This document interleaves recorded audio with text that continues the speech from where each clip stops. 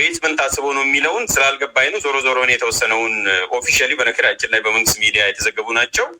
እስቲ የተወሰኑ ፒክቸሮችን አሳያለሁ። ሂደቱ ምርጫውን እንዴት አድርገው ኮሮጆ ሲገለበጥ እንደነበረ የተወሰነውን ቪዲዮም አለ፣ እሱን አሳየ። መጀመሪያ ግን ወጥተው የመረጡ ሰዎች በምን ሁኔታ ውስጥ ሆነው እንደመረጡ እና ማን እንደመረጠ ሲመርጥ እንደነበረ እኔ ለምሳሌ በጣም ታሞ የነበሩ ሰዎች በምጥ ስሜት ውስጥ ሆነው በአምቡላንስ ምርጫ ጣቢያ የተገኙም አሉ። አንደኛ ሬሳ አስቀምጠው አስክሬን በቤት አስቀምጠው ለምርጫ የወጡት የቤተሰብ አባላትም አሉ። ሬሳን ቤት አስቀምጠው እያገሙ ነው ከዛ በኋላ ምርጫ መርጠው፣ ምክንያቱም ሬሳ ከምርጫ አይበልጥም ብለው። እንደገና ደግሞ እቺ ደግሞ የአራስ ቤት ቆይታዋ ሳያበቃ ድምፅ ለመምረጥ የሄደች እናት አለች። እንደገና ደግሞ እቺኛዋ እየመረጠች ደግሞ ምጥ የመጣባትም አለች። እንደገና ደግሞ እቺ የመቱ ከተማ ነዋሪ መምህርት ኮኬት ተመስገን ልጇን ከወለደች በሁለት ሰዓት ውስጥ ድምፅ ለመስጠት ወጣለች። እኚህ ደግሞ በጣም ታማሚ የነበሩት አዛውንት እንደዚህ ተደግፈው በቃሬዛ ተይዘው ሄደው ሲመርጡ እንደነበረ እና ወዘተረፈ ሲገለጽ ነበረ። እና ዛሬ እንደው አንድ ቪዲዮም ልጨምርል። እንደውም በዚህ ሌላ አለ፣ ግሉኮስ ነቅሎ ሄዶ ምርጫ የመረጠም አለ። ኪኛውን ሆስፒታል ግሉኮስ ጭምር ነቅለው ወረፋ ይዘው የሚስተናገዱና የሚመርጡ ሰዎችን ታዝበናል። እሺ። እና አሁን እነኚህን የኤቲክስ ችግር ነው ሆን ተብሎ ነው ምንድን ነው ይሄ? ምንድን ነው የሚያሳየው? ይሄ ነገር ከሆነ አይገርመኝም። ድሮ በኢህአዴግ ጊዜ ሙሽሮች ነበሩ ሄዶ የሚመርጡት፣ እሱ የፕሮፓጋንዳ ነው። አሁን አንድ እኔም የስም ቅርብ ያለን ሰዎች ሰው ሞቷል። አትሊስት ሬሳ ቤት የለም፣ ለቅሶ ቁጭ ብሎ ነበረ። ሚሊሻ ሰውን እንደምታውቀው ሰውን ለዚህ ምርጫ ሚሊሻ ነው በየቤቱ ለሰልፍም ሲያወጣ የነበረው ለመመዝገብም እያለ በተለይ ከተማ ላይ ሲያወጣ የነበረው። ከዛ በኋላ ለመምረጥም ዛሬ ከሌሊቱ 10 ሰዓት ጀምሮ ነው ሲያስወጣ የነበረው። እና ይሄን የማውቀውን ቤተሰብ ለቅሶ አድረው ታውቃለህ፣ እኛ ጋር ለቅሶ ሌሊት ወደ የዱዓ ሲደረግ አድሮ ለሟች ጠዋት ሽማግሌዎቹ ሁሉም ይተኛል። መጥተው ድንኳኑን ገብተው ሁሉን ነው ጠራርገው ይዟቸው ሄዱት ያስመረጡት። ስለዚህ አሁን ልጅ ሞቶ ሬሳ እያለ ከሬሳ ላይ ሄዱ የሚባለው ለምርጫ ስማ፣ እኛ ማህበረሰብ ውስጥ አንዳንዴ ጋጥ ወጡ ነው አለኝ ሰዎች ሼም የሌለው ነገር ምንም ቢሆን እኛ ሀገር ውስጥ ሬሳ ትቶ ሰው ለምርጫ አይደለም ጦርነት ቢከፈት ጥሎ አይሄድም። የምናውቀው ነገር ነው። ከመሆን ምንድን ነው ያደረጉት? የኔ ግምት ምክንያቱም ከዛኛው እኔ ከማውቀው ኬዝ አንስቶ ድንኳን ውስጥ የሰበሰበልኛ ሰው ሲሞት ለመቅበር ምርጫ ካልመረጣችሁ አትቀብሩም ተብለው በሚሊሻ እየተገፉ ነው ሄደው የሰጡት ነው ሰዎች። ጉልኮዝ ነቅለው ሰው ካመጡም አይገርመኝም። ለምን? አንደኛ ለፕሮፓጋንዳ ይፈልጉታል። ሸገር ውስጥ እኮ ክሊኒኮች እንዳለ ተዘግተዋል። ከኔ ኢማጂን ዲስ አር ቤዚክ ሰርቪስስ። እነዚህ ቤዚክ የሆኑ ሰርቪሶች ተዘግተው ሐኪሞች ነርሶች ተገፍተው ሄደዋል። ስለጥፎ ነበር ይሄንን ይሄ አሁን ለፕሮፓጋንዳ ተጠቀሙ ይበሉ እንጂ ምርጫውን ምን ያህል ሰዎችን ኢቭን ምርጫ ግዴታ ቢሆን ራሱ ምርጫ ግዴታ አይደለም ፈልገን የምንመርጠው ምርጫ ግዴታ ቢሆን እንኳን አስገድደ ወደ ምርጫ ልትወስዳቸው የማይገባቸውን የማህበረሰብ ክፍል በጣም ያረጁ የታመሙ ለመውለድ የደረሱ ነፍሰ ጡሮች ወልደው ምን አይነት እንትን ነው? ምን ውስጥ ነው ግን እየገባን ያለው ነው? እዛ ሀገር ለነገሩ እኮ እንደው በየጊዜው አዳዲስ እያመጡ ሰርፕራይዝ ያደርጉናል እንጂ ጭካኔን ካለማመዱን ቆዩ። በጣም ጥሩ።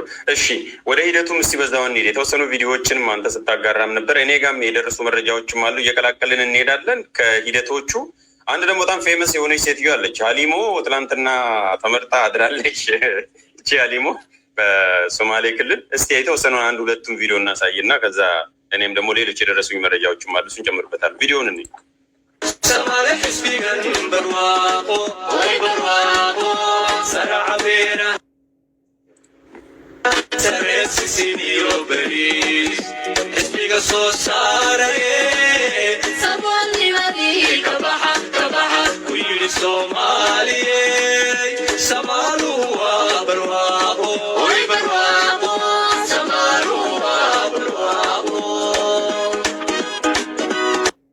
ይህን ደግሞ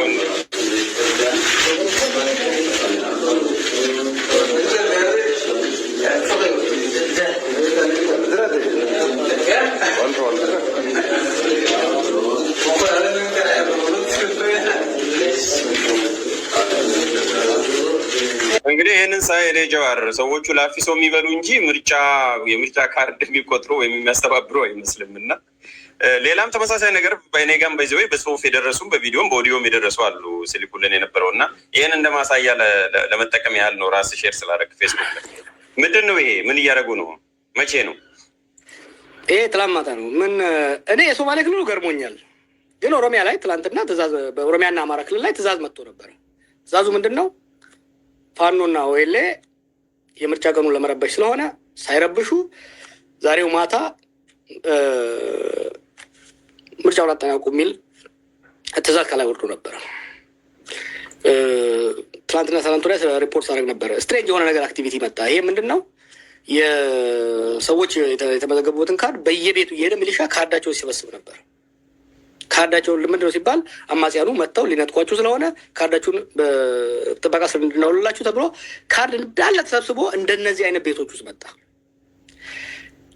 አሁን ትላንት ማታ ኦሮሚያ ውስጥ፣ አማራ ውስጥ በጣም ትልቅ ድግስ ነበረ። በየድንኳን ተጥሎ በዚህ ምርጫ ጣቢያዎች ላይ ድንኳን ተጥሎ ነበረ።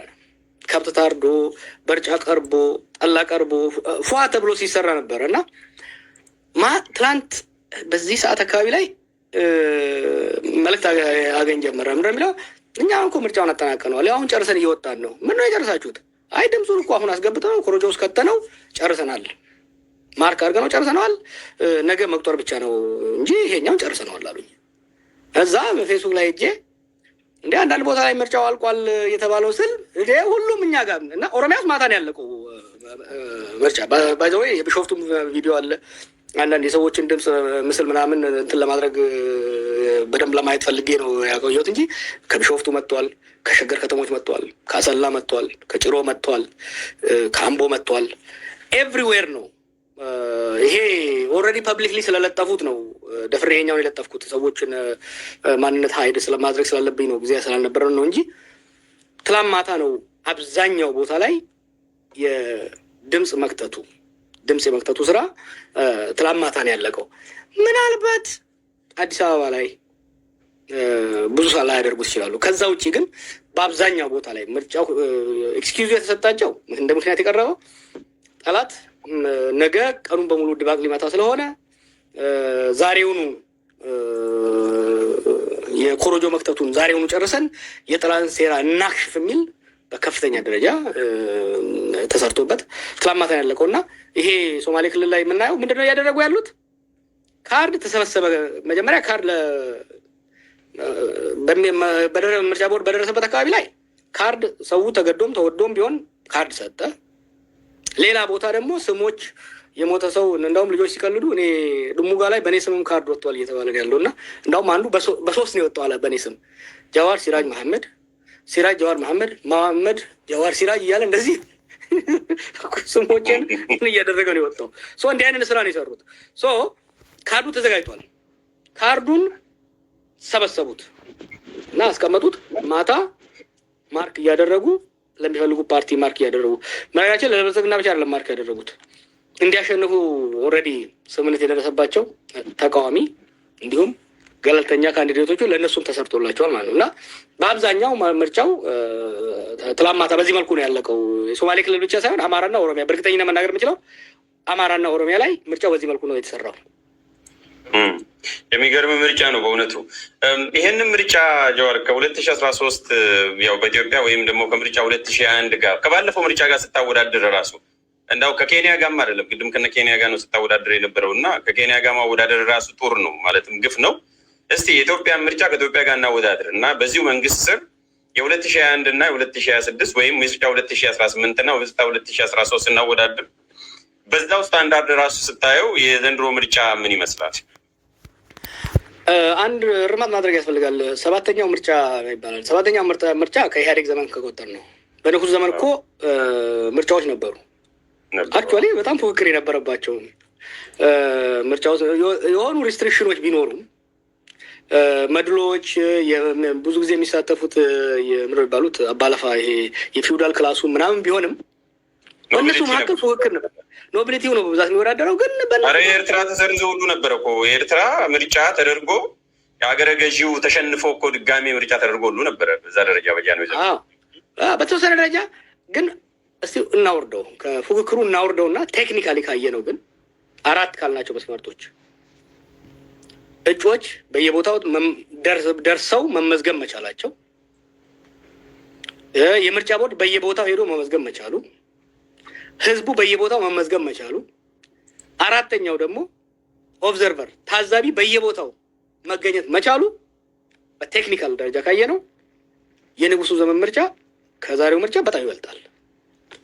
የኢህአዴግ ዘመን ደግሞ ኮምፒቲቲቭ አልነበረም።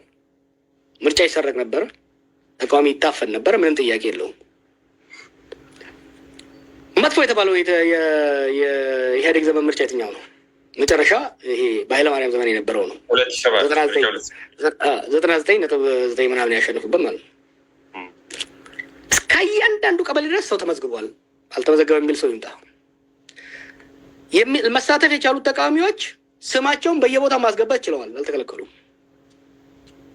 ለዘመቻ ሲሄዱ ምናምን እንትላሉ እንጂ መመዝገብ ይችሉ ነበር። ምርጫ ቦርድ ሄዶ መመዝገብ ይችላል። ዜጎች ሄዶ መመዝገብ ይችላሉ። እጩዎች ሄዶ ይችላሉ።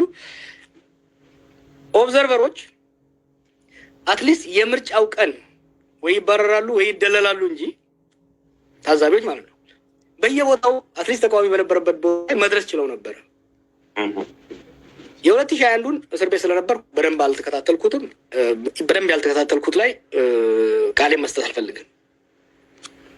የዘንድሮ ምርጫ ግን በኢህአዴግ ዘመን ካሉ ምርጫዎችም በኃይለስላሴ ጊዜ ከነበሩት ምርጫዎችም ቴክኒካሊ በቴክኒክ በ4ቱ መስፈርቶች ካየ ነው በኢትዮጵያ ታሪክ መስፈርት ቤዚክ የቴክኒካል መስፈርት ያላሟላ የመጨረሻው ዝቃጭና ውራጅ ምርጫ የዘንድሮው ነው ካልን ይሄንን መከራከር የሚፈልግ ሰው ኤኒታይም መምጣት እንደሚችል የራሳቸውን አሃዝ ይዘን የራሳቸውን ማስረጃ ይዘን የራሳችንን ጨምረን ለመከራከርና ለማቅረብ ሬዲ ነኝ። እሺ፣ በጣም ጥሩ። በዛውም እንግዲህ ወደ ተጠባቂው ምርጫ እንሄዳለን። ወደዛ ከመሄዴ በፊት ግን አራዝመዋል የምርጫውን ጊዜ ወይም ሰዓት ርዝመት ወደ እስከ ምሽቱ 6 ሰዓት እንዲሆን አድርገዋል። ይሄ ምንድን ነው የሚነግረን? 2 ኦፖዚት ነገር ነው የሚሆን። አንደኛ ሰው አልመጣላቸውም፣ ስለዚህ እንደምንም አድርገው መመዝገብ ነው። ሌላኛው ግን ሰው ስለበዛባቸው በጣም ስለበዛ ያንን አከመዴት ለማድረግ ነው። ከሁለቱ አይዘልም እና ኦፍኮርስ አንዳንድ ጊዜም እስከ 6 ሰዓት እስከ 5 ሰዓት ሁሉ ያልተከፈቱ ምርጫ ጣቢያዎች አሉ በርካታ። ይሄኛውም 3ኛ ሪዝን ሊሆን ይችላል። ኢነኒ ኬስ በምን ምክንያት ነው የተራዘመው? አሁን እስከ ሌሊቱ 6 ሰዓት ተራዝመዋል። ቅድም ያነበብኩት ዜና አሁንም እያየሁት ነው ፊት ለፊት። ሁለት ዓላማ አለው። አንዱ በጣም ቮተር ተርናውት በጣም ሀይ ስለሆነ